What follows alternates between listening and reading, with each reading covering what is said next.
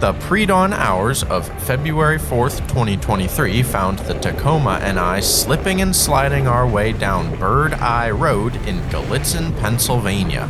I had a number of locations I wanted to spend time railfanning along Norfolk Southern's Pittsburgh line today, and was dead set on squeezing every minute of daylight I could out of the railroad. Where the dirt road ended, the hiking began, which led me through Pennsylvania state game lands until I reached the High Iron. This is Bennington Curve, an incredibly scenic location along Norfolk Southern's triple-track main line out of Altoona. Bennington was high up on my list, and I knew it was to be an excellent day as I quickly heard an approaching westbound claw its way up the hill.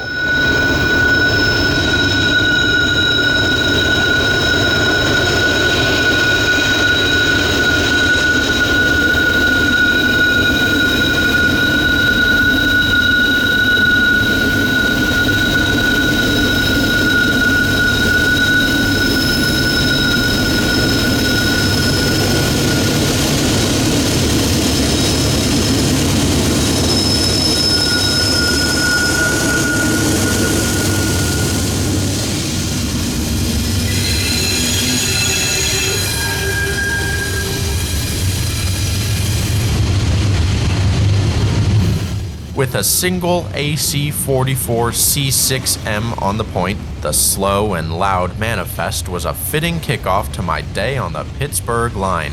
The Pit, as it is nicknamed, is a world-famous section of scenic, busy, and steep mainline trackage stretching from Harrisburg to Pittsburgh.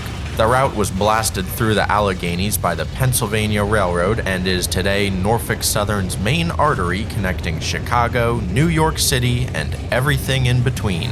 The Class 1 sends upwards of 50 trains a day over the Pittsburgh line, with the pinnacle being the Mountain. It's a 40-mile stretch of triple-track main line carving a path through the Alleghenies in between Altoona and Johnstown, with numerous famous railfan lookout points along the way. From Altoona westward, the tracks climb 1,000 feet for 13.5 miles towards the summit at Gallitzin, dropping downhill at an easier pace towards Johnstown.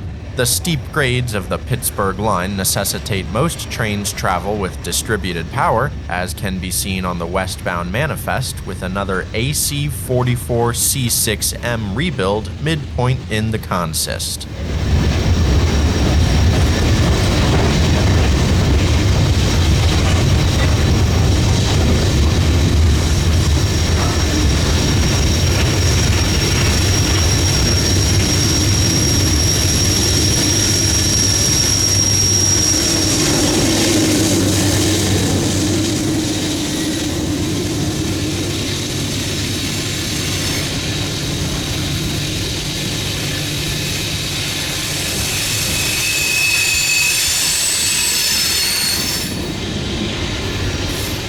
While distributed power is usually enough to keep even the longest and heaviest trains moving, it simply is not enough on the Mountain. To further combat gravity, Norfolk Southern employs numerous sets of manned helpers out of Altoona.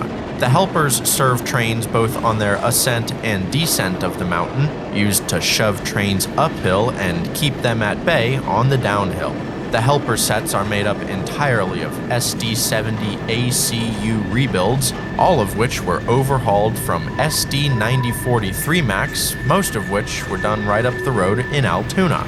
Norfolk Southern's Pittsburgh line is one of a very few places in North America where manned helpers can be regularly seen, let alone on such a busy and picturesque piece of railroad. It was truly a privilege to be trackside on the Mountain.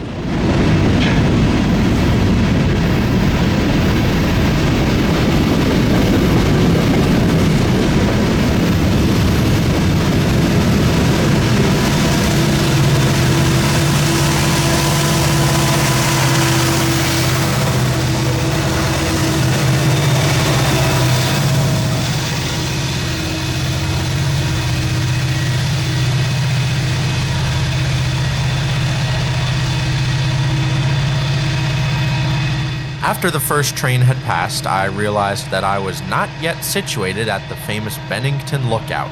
I packed up from my precarious spot on the hillside and came upon a wonderful little area only a couple minutes later.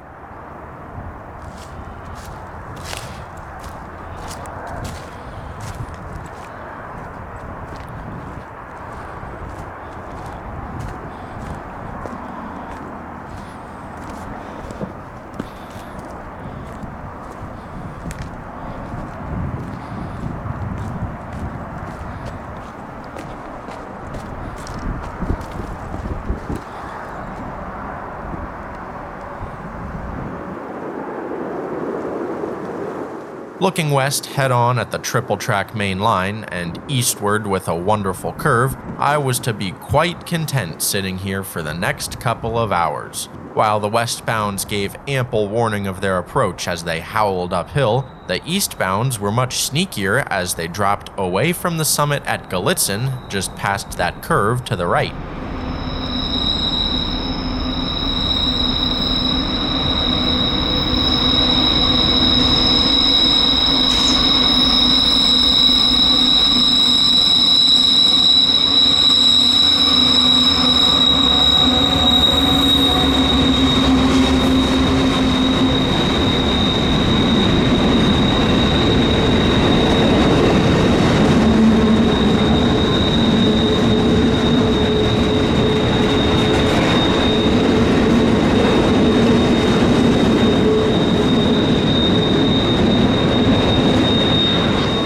Looking west, you'll notice how the number 1 track peels away from numbers 2 and 3 just after rounding Bennington Curve.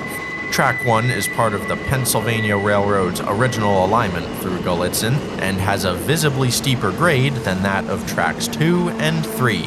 Lighter trains are routed over main track 1 for this reason, a good amount of which I observed to be intermodals. Helper sets are still required by some of the trains routed over the original alignment, and not 6 minutes after the eastbound stack train had passed, a set of helpers fresh off the westbound manifest began their drift on approaches back towards Altoona.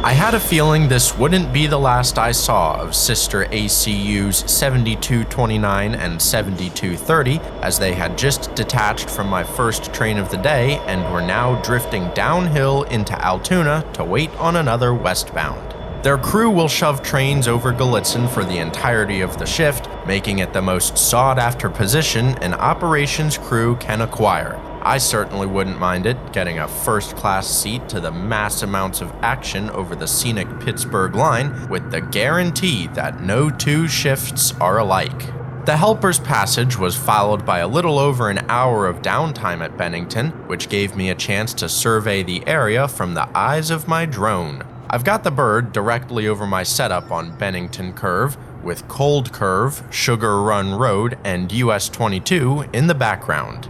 All 6 rails make for quite the sight as they meander their way through the mountainsides, cutting through some of the finest backcountry I've seen in the process. With no sign of civilization or cell service anywhere nearby, it was a sublime morning on the mountain. Even without the trains, I could have stayed perched at Bennington forever. The trains were, of course, a welcomed addition to the scene, as the next westbound could be heard many minutes prior to visual confirmation.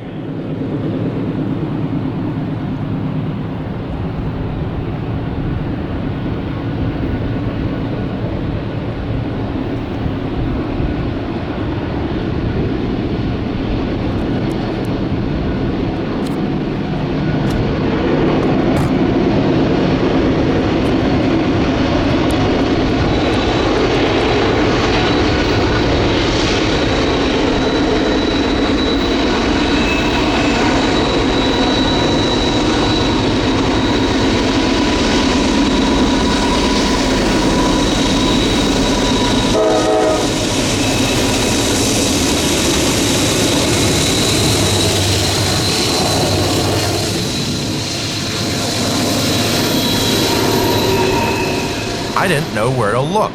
Just as the empty coal bins sailed by me on track 3, another eastbound container train was making its way down the steep track. It was a party here at Bennington Curve.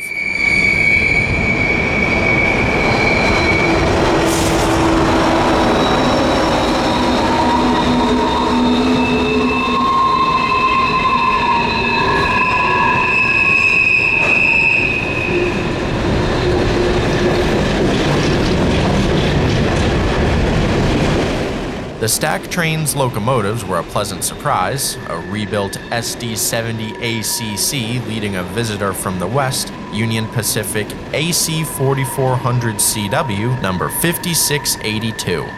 UP classifies these GEs as C45 ACC TE locomotives in the typical company trend of giving manufacturer designations no mind.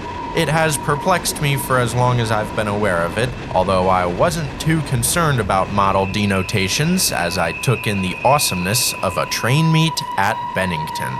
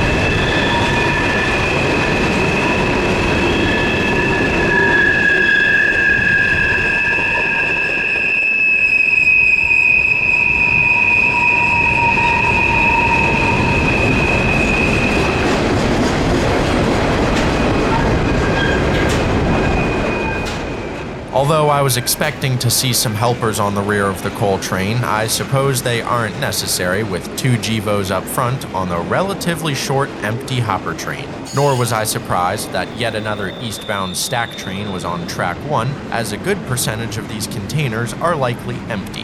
Heading back to the East Coast's busy land-to-sea container terminals, these boxes will probably find themselves at a warehouse within the coming days. There, they will be parked beside international containers and stuffed with import goods, loaded onto a westbound intermodal train, and continue the churn of the worldwide supply chain. There's a good chance containers returning to port cities do so empty, as America exports 60% as much product as is imported, according to 2021 statistics by Monetary Value. Furthermore, a sizable chunk of American exports are bulk commodities as opposed to containerized cargo that we import. Automobiles, mineral products, and crop yields are some of our largest exports, all of which travel via unit bulk train to a dedicated terminal. Once seaside, the goods are loaded onto a dedicated bulk carrier for deep water shipment, thus mitigating the need to load as many containers for the journey towards saltwater. Of course, I'm leaving out domestic trade, of which I'm not as savvy as I am international, and these are all just my hypotheses. Who knows how close I actually am to the mark? Just because they're empty doesn't mean the train is any less of a beast, with 206 containers and trailers spread across 127 platforms. With a cool set of locomotives and providing a train meet at Bennington Curve, this was a good one for sure.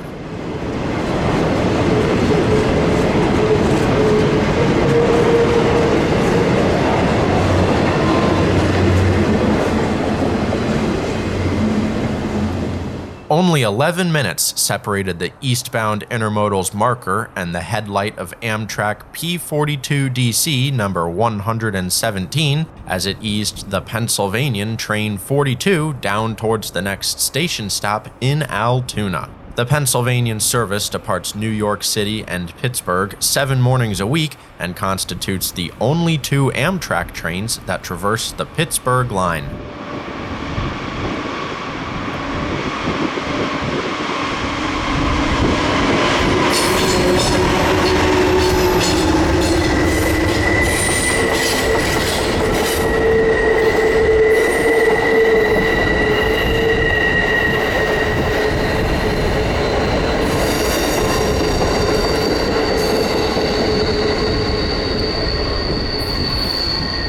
The parade of trains is never ending on the pit. Less than 20 minutes after Amtrak left my view, I heard the incredible sound of GE prime movers ascending the mountain. This is what I came for. The high traffic levels, beautiful scenery, and awesome operational nuances of the mountain had fascinated me for years, and I could not have been happier to experience the thrill firsthand at Bennington Curve.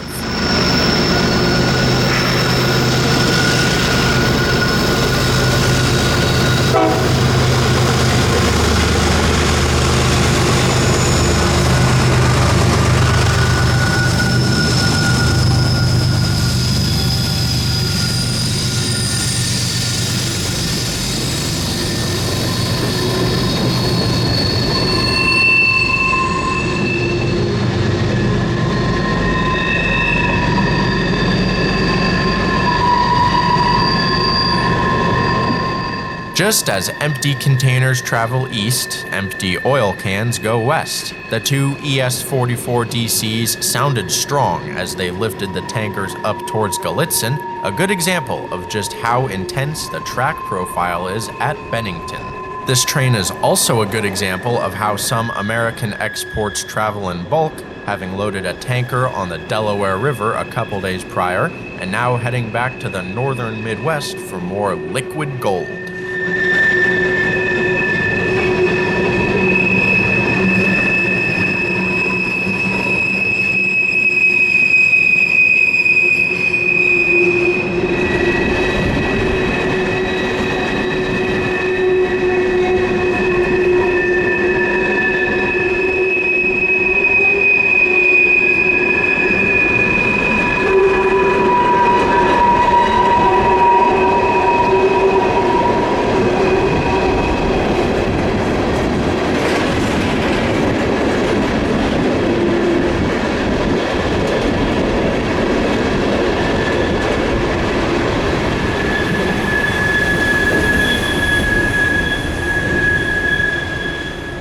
As the tank cars moved into Gallitzin, I decided to do the same. Although Bennington was surreal, I had a couple more locations I wanted to check out before dark. This was also my last day on the Pittsburgh line, so I did need to keep moving if I wanted to continue exploring. Departing Bennington was an adventure as I skidded over the icy dirt road, eventually landing safely in Cresson. Only 20 minutes west of Bennington Curve, the town has a really pleasant train watching platform that looks up at the triple track main. The first train to greet me showed up only 9 minutes after I did, an eastbound manifest with an interesting consist.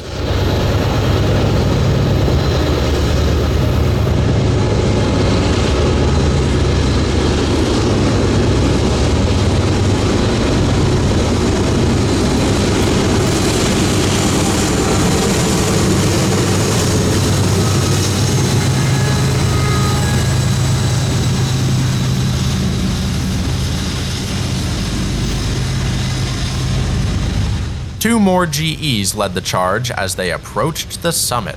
32 cars behind the power found two Reading and Northern coal hoppers, presumably going back to interchange in Reading for more of that sweet, sweet anthracite. The short line's hoppers caught my eye, as did a set of 55 John Deere tractors, sparking my curiosity as to what 55 brand new John Deeres are doing in the Allegheny Mountains. There's not much in the way of farming anywhere nearby, although John Deere does have substantial export business into the UK and Western Europe. Knowing that the Port of Baltimore is home to the Northeast's largest vehicle port, I figured these green machines are probably en route, and a quick satellite search of the terminal provided confirmation. This is yet another good example of how American exports are largely non-containerized, with these machines fresh off the tractor cab assembly line in Waterloo, Iowa.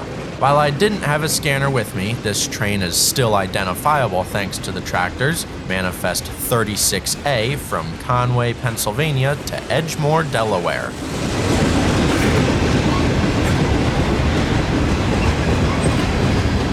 There was not one, but two blocks of tractors on 36A today, with a cut of 48 coming up behind the first block. I know I said JD has substantial export business, but I'm afraid that may have been an understatement judging by today's train. With 15 John Deere agricultural variants making up a total of 102 tractors, I guesstimate there was over $51 million worth of export green machines climbing the mountain on today's 36A. It's a staggering statistic, especially when considering this block was but a fraction of 36A's entire consist.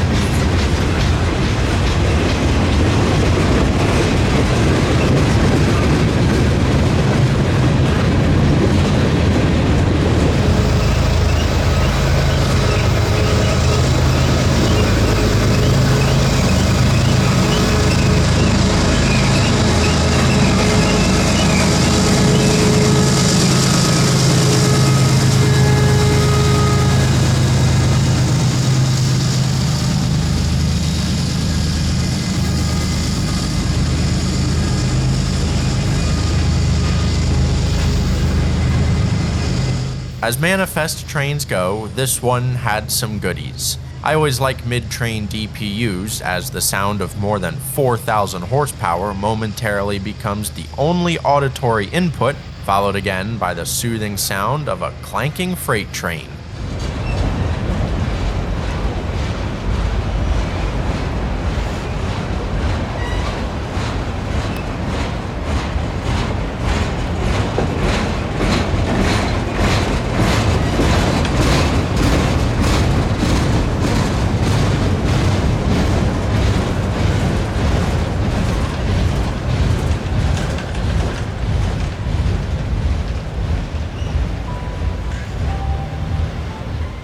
After the manifest had passed, I sat down for a snack when I was interrupted by perhaps the best present Norfolk Southern could have sent me.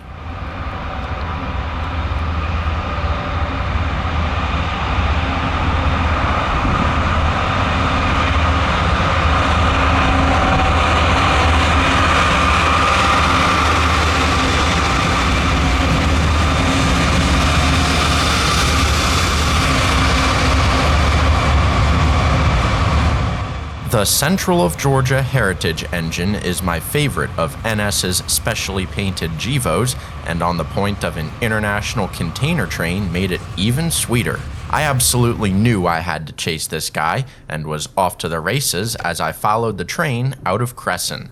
I left my critical thinking skills at the Cresson platform, however, neglecting to realize that engine 8101 was preparing to lead its train downhill into Johnstown. One thing to keep in mind along the pit, you're always going to miss trains when relocating or chasing. It's a great problem to have when rail fanning, but I cannot act like I knew better when repositioning between trackside lookouts. It had finally sunk in by my third day on the line, but the itch to chase my favorite NS GEVO got the best of me. Having finally learned my lesson with my tail in between my legs, I was happy to have found a coal train at Cassandra on my way back to Cresson. Easily distracted, I found myself at the Cassandra Overlook as I watched the empty coal train split off main track number 1 and into the nearby Rosebud mine. Having likely offloaded its last batch of coal for export, the head-end power can barely be seen leading the train towards Rosebud, while a set of 3 SD-70 ACUs brought up the rear.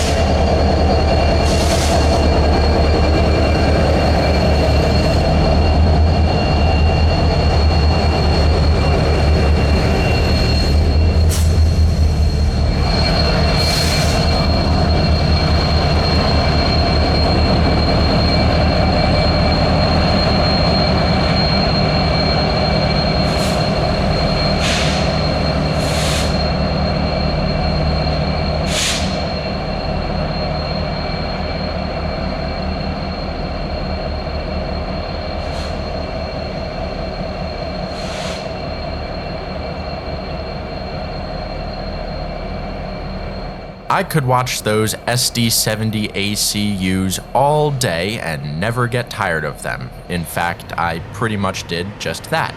Continuing back to Cresson, I found myself at Cresson Steel, a huge scrap metal yard with lots of dead railroad equipment making up the foreground. The scrap yard is home to some old soldiers, with a few standard cab Dash 8s still visible through the trees. C40-8 number 8774 was the first NS engine I ever saw, and it was bittersweet seeing its sisters awaiting the torch here in Cresson.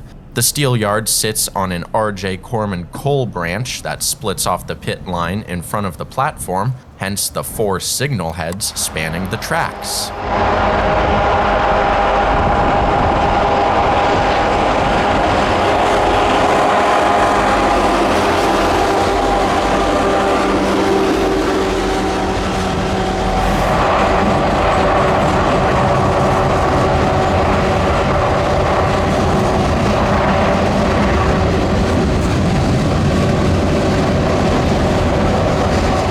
First, the 8101 and now 3 SD60Es. Cresson was good to me today. I believe this is train 13V, an incredible sight of 3 rebuilt EMDs providing road power in 2023.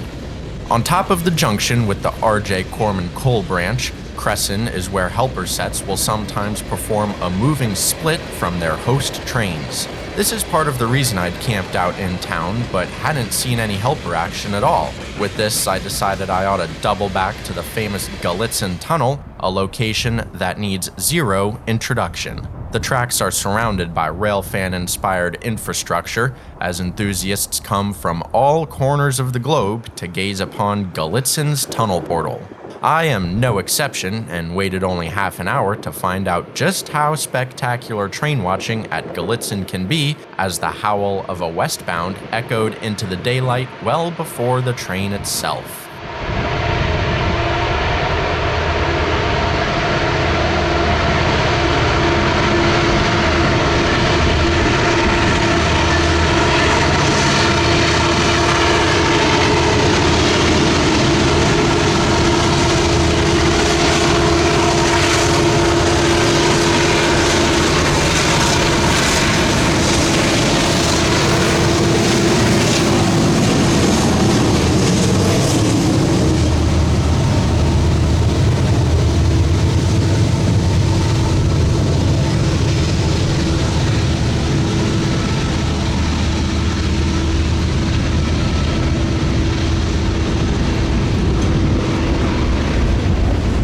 Yet another SD70 ACC rebuild was a sweet sight, with the 2 engines' exhaust billowing out of the portal as the train exited underneath. The engineer was guiding the heavy manifest up and over the steep summit, which sits inside the tunnel. 2 minutes after the engines had exited the darkness, their exhaust can still be seen wafting into the open. It was so cool for me to see mountain railroading on this scale, let alone on the world-famous Pittsburgh line. I was still beside myself. The Gallitzin Tunnel houses tracks 2 and 3, while the old alignment on the south side of town runs track 1 through the new Portage Tunnel, with the 3 tracks meeting back up at Bennington Curve. The Pittsburgh line is an engineering marvel and an amazingly enjoyable piece of railroad to spend some time watching trains traverse, as it is a very prominent artery making up Norfolk Southern's anatomy.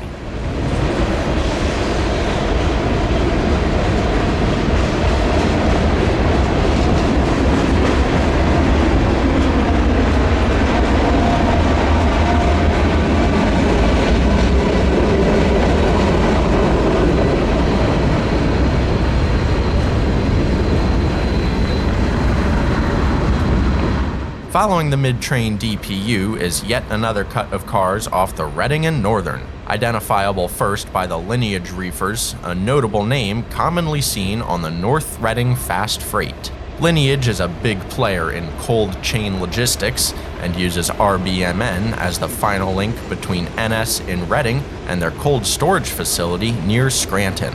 There was more anthracite following the reefers, with the covered hoppers likely off the Tremont branch, while the open tops have come from any number of breakers along the RNN's system.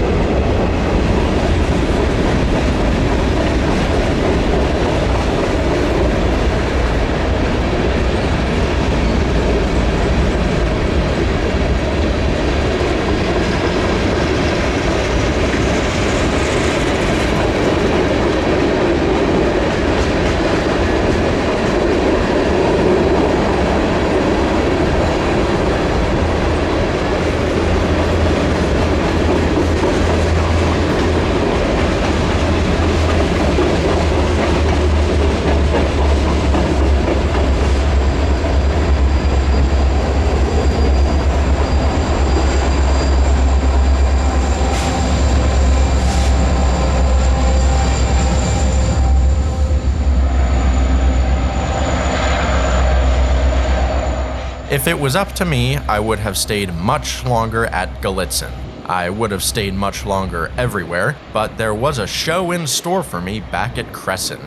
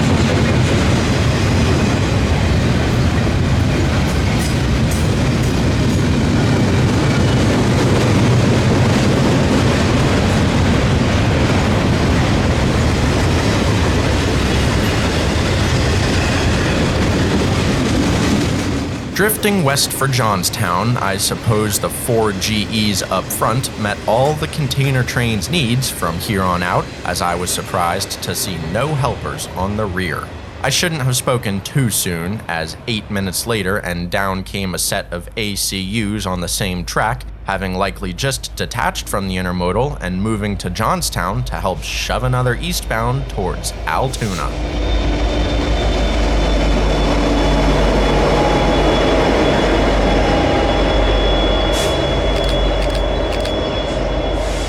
And 15 minutes after the helpers, in came just about the last set of equipment I had expected to see.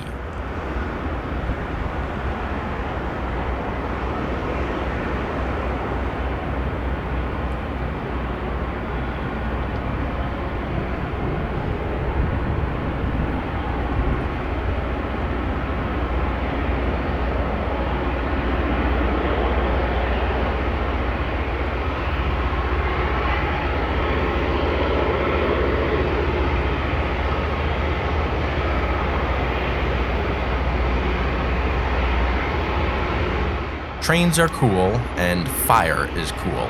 When you combine the two and then run it over the Pittsburgh line in the middle of the day, that's really cool. It was my first time seeing this smoke show of a train, and I couldn't believe it was happening on the pit. This is Low-Ram's RG400, their flagship grind train straight out of an apocalypse. Capable of grinding rail up to 20 miles an hour, the RG400 had control car LMIX 3417 up front, followed by a water car, 4 grind cars, 2 more water cars, a power car, and a support car on the bottom end, all completely covered in soot. As the grind cars pass over the rail, they do just what the name implies, molding the railhead to shape in order to preserve its useful life and safety rating. It's quite a sight watching a train light a fire on the tracks beneath itself, kept in check by the bracketing water cars and their fire prevention equipment. The entire ordeal is taking place on the busy triple-track mainline, as more containers can be seen breezing past Crescen's railfan platform.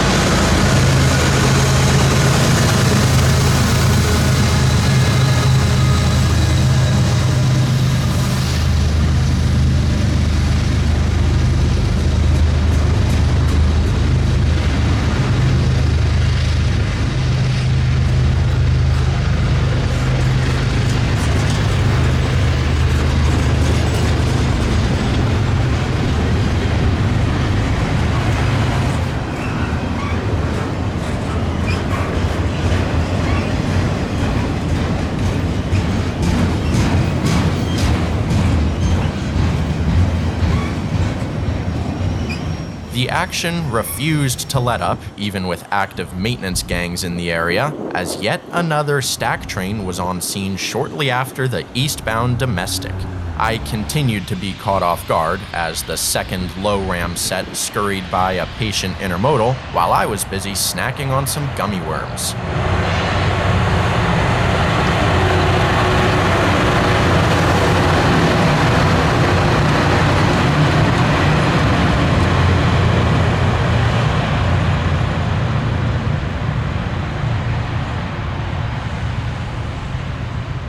LMIX 605 is a two-parts RGS system specifically designed to grind switches, diamonds, and other unique track structures. Case in point, it can be seen working the RJ Corman connection on track 3 as a westbound intermodal takes over the scene on track 2.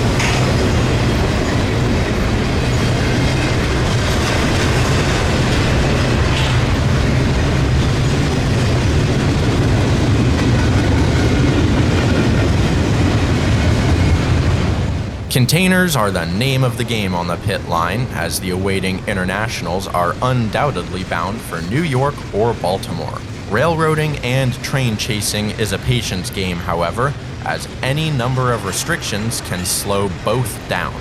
Luckily, today's restriction was a desired one in the form of low ram and other MOW gangs, which I assume this stack train was waiting on in order to allow higher priority trains passage. The stacks were underway eventually, with two worn-out GEs providing the muscle.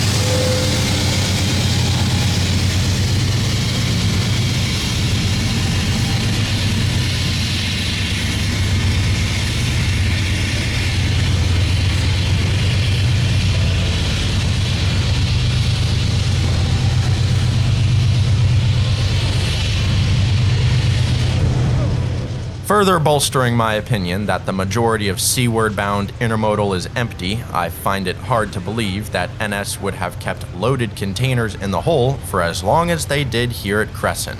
I say that, but we all know about Roanoke's Elliston Yard, which has proved its utility in swallowing up a stacker for days. International stack trains are among my favorite consists to watch, always good for a wide array of colors. I also enjoy noting the different shipping lines and what their possible destinations may be, however close or far to reality my guesses are. It's not all international today, with the easily identifiable white and gray UPS equipment following closely behind.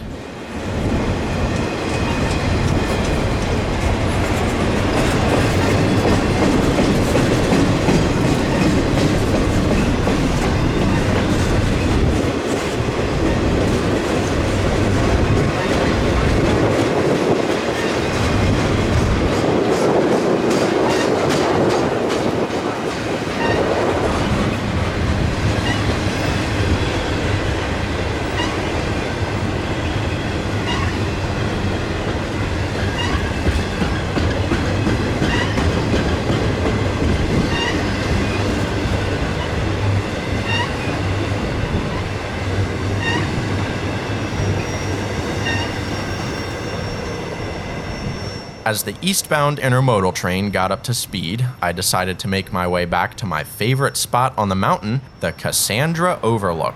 It wasn't long until I was joined by the trash train.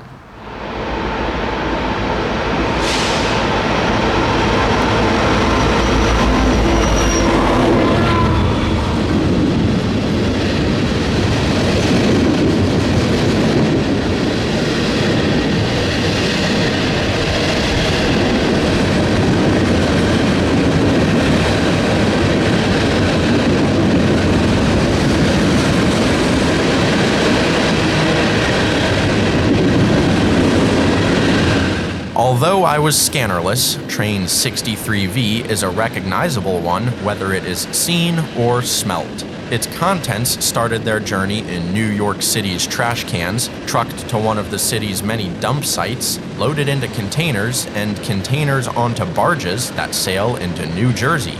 Once back on the ground in NJ, the trash is either unloaded and incinerated for energy production, or it stays containerized and is placed onto specially built spine cars. NS and CSX run miles of trash out of the area on a daily basis, bound for Alabama, South Carolina, Pennsylvania, or Ohio. 63V runs into the latter today with 364 containers across 91 cars. The average 20-foot trash container carries 12.5 tons when loaded, giving us an approximate 4,500 tons of waste on today's 63V. That's an absurd amount, especially when you figure NS and CSX run this operation daily out of New York. Even if it's literal waste, I enjoy dissecting the logistics behind each train movement, part of what has swallowed me whole into the hobby. As interesting as it is, however, I think the next trash train I watch will be from a distance. Standing directly overhead didn't do me any favors.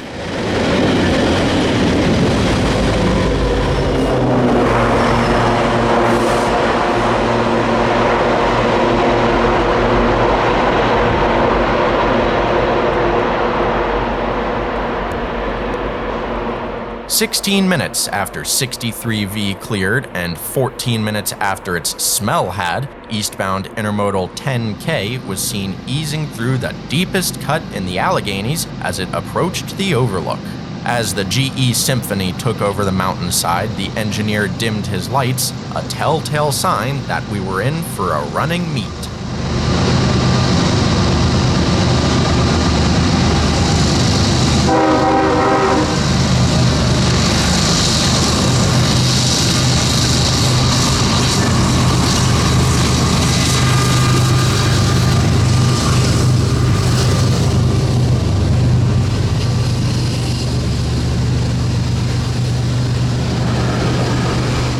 I like the scream of EMDs and the chug of Alcos, but the bellow of a hard-working GE is like no other. I know it's a hot take, but the sensory overload taking place at Cassandra is hard to beat. A double-barrel coal train helped make up the scene, hustling west for more of the Allegheny's finest.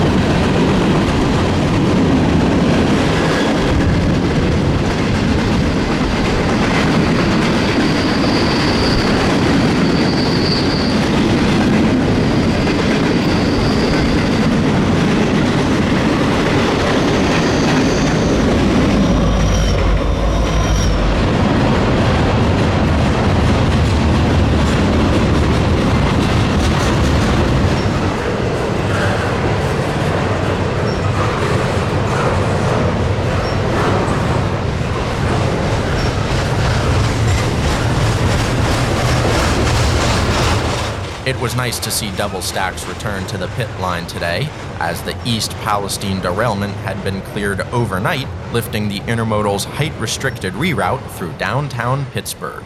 In a recurring trend, the Intermodal train didn't have any helpers. This explained why the lead engines were under such pressure, but I am curious as to the rationale. The westward-facing 2-mile view from the Cassandra Overlook provided a great warning of approaching eastbounds, although with no horn action in the area, I was in the blind when it came to westbounds as they coasted through the blind curve from Lilly. An NS employee and I struck up conversation at the Overlook, and he was kind enough to inform me of the approaching trains, and I decided to use my drone's remaining battery to wait on some more westbound coal empties. Train after train, the smile on my face did not waver once.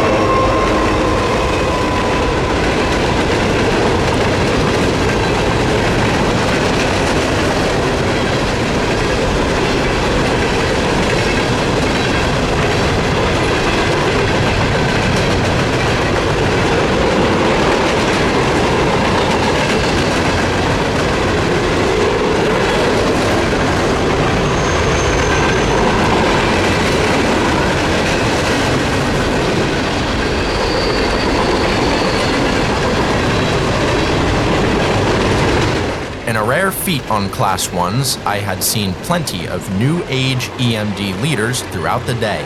That's not to say this coal train was overlooked, as an ace on the point is a welcome sight no matter the circumstances.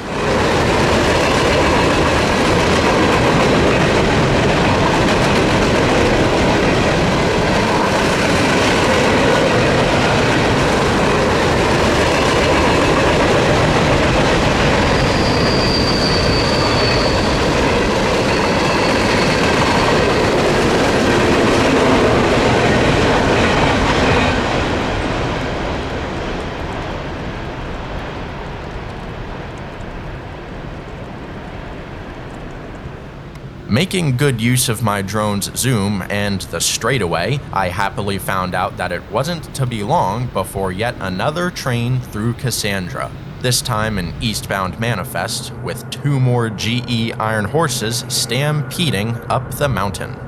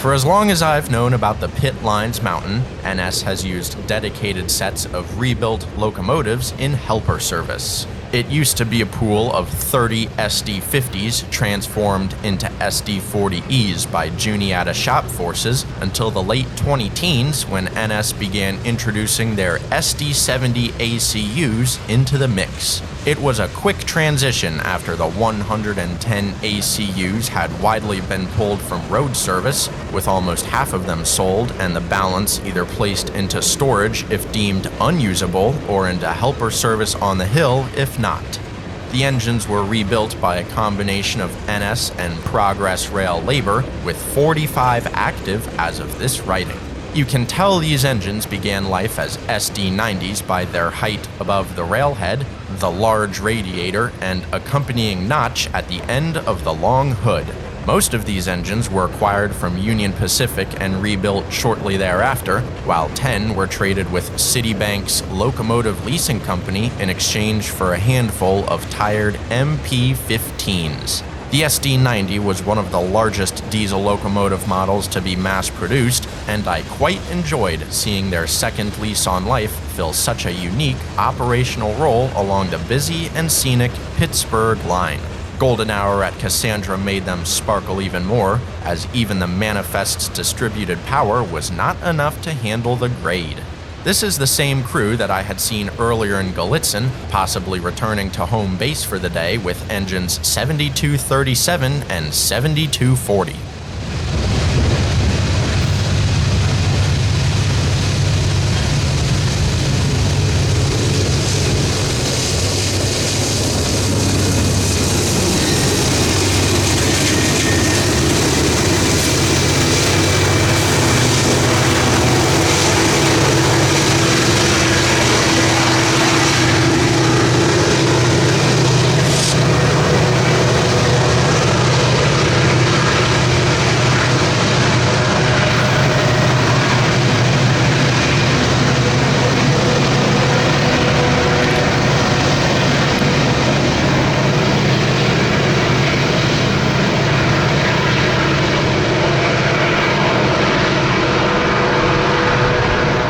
Adding to the allure of the manned helpers, almost all sets of rebuilds were either consecutively numbered or very close to it.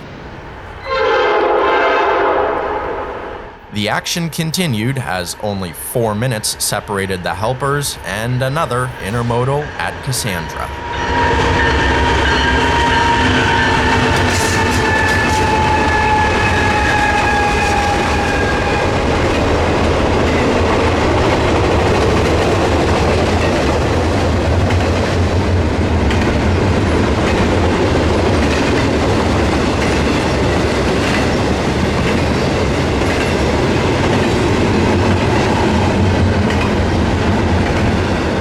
common theme across the Pittsburgh line and railroading in general is repurposing as much equipment and infrastructure as possible.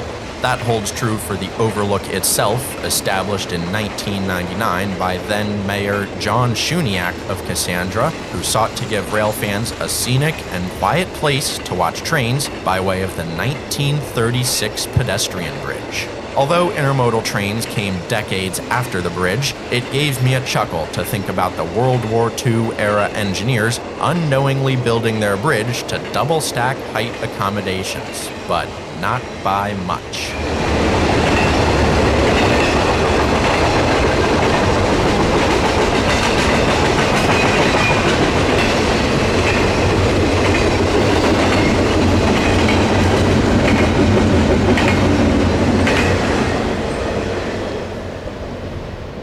The clouds were turning pink not 10 minutes later as a 3-day-old hopper train began its descent towards Pittsburgh.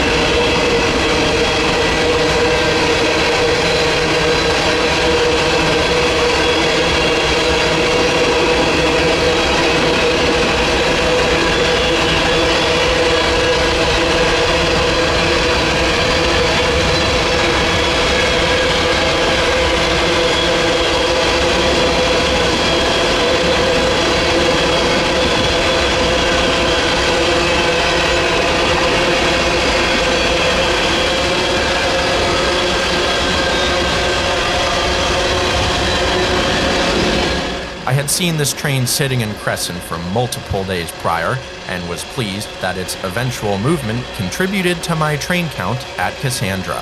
Presumably destined for the Midwest for more agricultural goods, the empties almost soothed me to sleep as they sailed over the freshly ground rails of Track 3. They were closely followed by a pair of light helpers. In fact, the fourth time today I'd seen engines 7229 and 7230.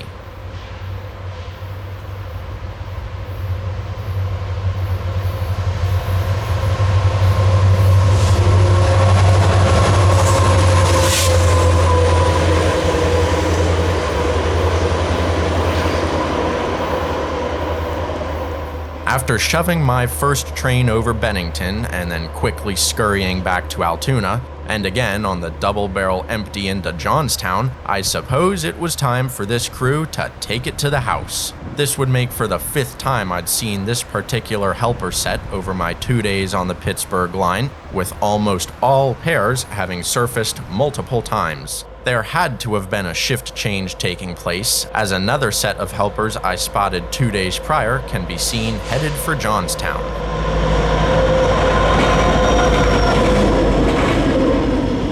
Yeah, the helper crews were definitely swapping out for the night. This incoming pair had most recently helped the trash train downhill, hustling back up Track 1 as the dinner bell rang.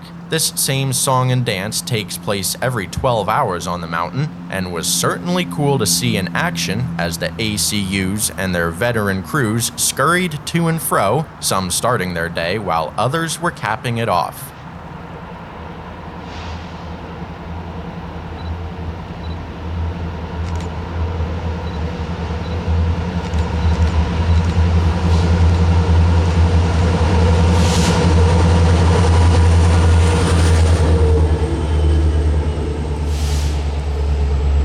I had checked all the boxes and then some during my visit to the Pittsburgh line, having spent 2 days at 4 amazing locations, complete with 8 different helper sets spotted 18 times along the incredibly scenic right-of-way. Just as Altoona's finest were doing, I too wrapped up my day. I had seen an astonishing 29 trains in just 10 hours and was over the moon to have spent some time on the Pittsburgh line. Thanks for rail fanning with me today. I hope you enjoyed chasing trains along this beautiful, busy, and unique stretch of triple track mainline as much as I did.